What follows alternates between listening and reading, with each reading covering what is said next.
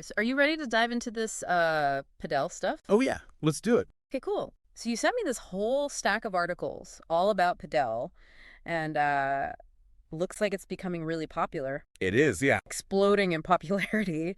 Is this going to be like the next big thing?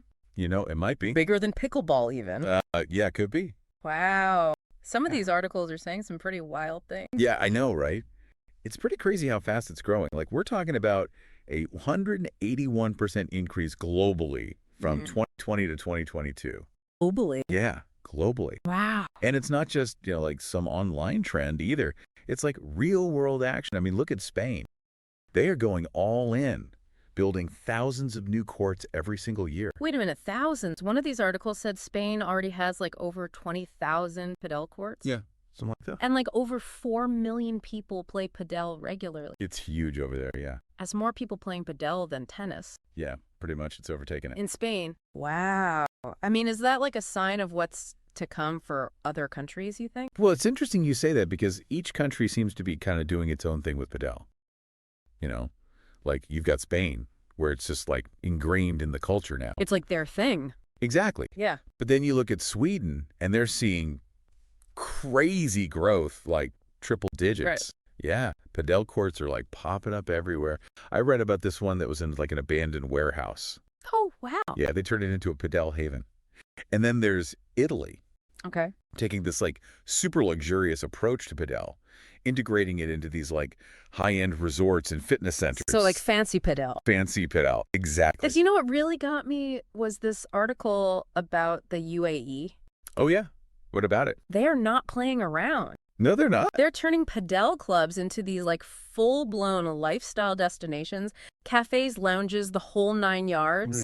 They've got it figured out. Like, it's so smart, blending sports and leisure like that. They're definitely onto something, right? I mean, people want experiences these days. It's not just about working out. Right. You play some Padel, grab a coffee, hang out with friends, maybe do some shopping. I don't know. All in one place. And speaking of business, one of these reports was saying the global Padel market could hit $200 million by 2025. Yeah, I saw that one too. And there's just so many ways to make money from it. I mean, you've got the court bookings, equipment sales, sponsorships, tournaments. It's a whole ecosystem. I even read that one Padel court could make like $50,000 to $80,000 a year. From bookings alone. Yeah, just bookings.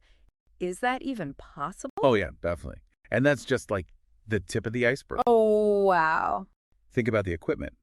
As more people play, they're going to need rackets, shoes, apparel, all of it. Right. And Padel's fast-paced, so stuff wears out quicker than other racket sports. Oh, I see. Which means more sales. And then you've got the tournaments. I mean, they're like a gold mine for revenue. Entry fees, sponsorships, merchandise, even broadcasting rights. Oh, it gets even better. What? Even better than that. Apparently, celebrities are going crazy for Padel. Oh, yeah? Like, I read that Ronaldo and Neymar have been playing. No way. Yeah. And they're not just, like, doing it for the cameras or whatever. Right. They're posting about it on social media. Wow. Millions of followers are seeing this stuff. That's like free publicity. It really is. That kind of endorsement is huge for a sport that's trying to like break through and makes it look cool and trendy. Yeah, you know, definitely. It's not just those two either. I mean, we're seeing athletes, musicians, even like social media influencers getting into Padel now. So like everyone's playing Padel. Pretty much, yeah. Okay, just imagine this with me for a second. You're at this amazing resort, got your Padel court right there, maybe a pool nearby, and you're sipping on some fancy drink after a match.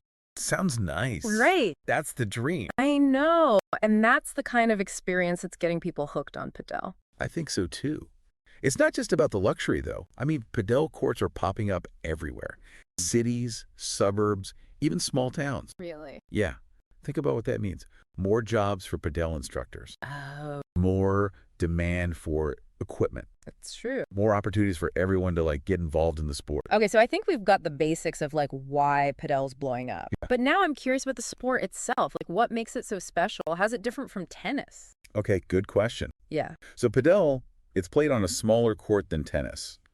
And get this, it's enclosed by glass walls and mesh fencing.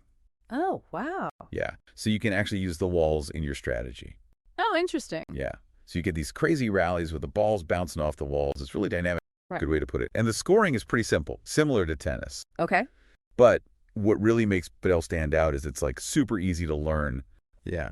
The rackets are smaller and lighter than tennis rackets, Mm. and the ball's a bit less pressurized. So it's easier to hit. Way easier to control. Yeah. Okay, see, that's good news for someone like me. I have terrible hand-eye coordination. Ah, come on. I'm serious. I'm not athletic at all. Well, that's the great thing about Padel. Okay. It's a sport that welcomes beginners, you know, Okay, cool. but it's still got that like depth and complexity to challenge experienced players too. That's awesome. So even I could play. Absolutely. See, that's why people are so hooked. Right. But there's got to be a downside. Right. That's true. Nothing's perfect. Like, what are the challenges with Padel? Well, one thing is the cost of building and maintaining Padel courts. Ah, You okay. can't just like set up a net in a park, you know. Right. You need those specialized courts with the glass walls, the turf, and that's a lot of money up front. That makes sense. So that could be a barrier for like new entrepreneurs who want to get into Padel. Yeah, good point. And then there's the competition. We talked about pickleball earlier. All right. It's already really popular. Yeah. Especially in North America. Yeah. So can Padel really compete with that? Or will it be its own thing? I mean, maybe they can, like, coexist, you know. It's possible. Pickleball people over there, Padel people over here. Everybody's happy. Maybe. Too optimistic. We'll see.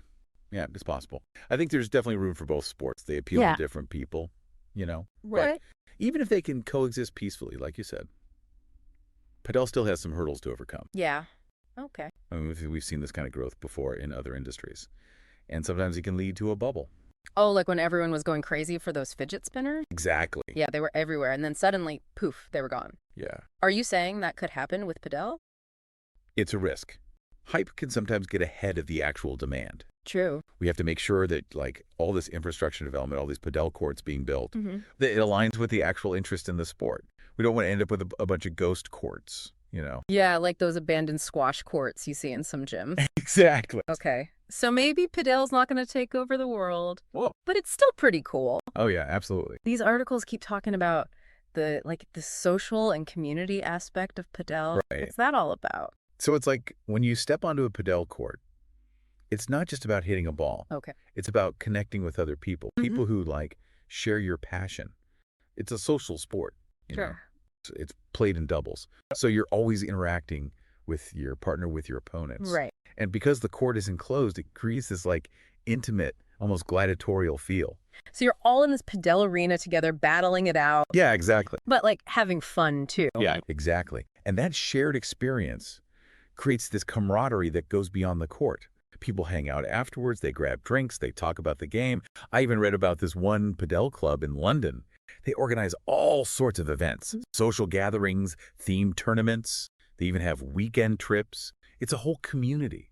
That's so cool. Like Padel is the antidote to loneliness. Right. Especially these days when everyone's so glued to their screen. Totally. It's like you're instantly part of something bigger. Yeah, exactly. You've got Yeah. your teammates, your opponents, even the people watching. And who knows, those Padel buddies could become like lifelong friends, Yeah, for sure. business partners, even romantic interests. Oh, yeah. Who knows? Yeah. Stranger things have happened. But let's not forget about the competitive side of things. Right. That drive to improve, to challenge yourself, to win, that's there too. Yeah, but that's what makes it fun, that balance between friendly competition and like good sportsmanship. Exactly. Speaking of competition, the articles mention how professional Padel tournaments are getting bigger. Wow. What's going on there?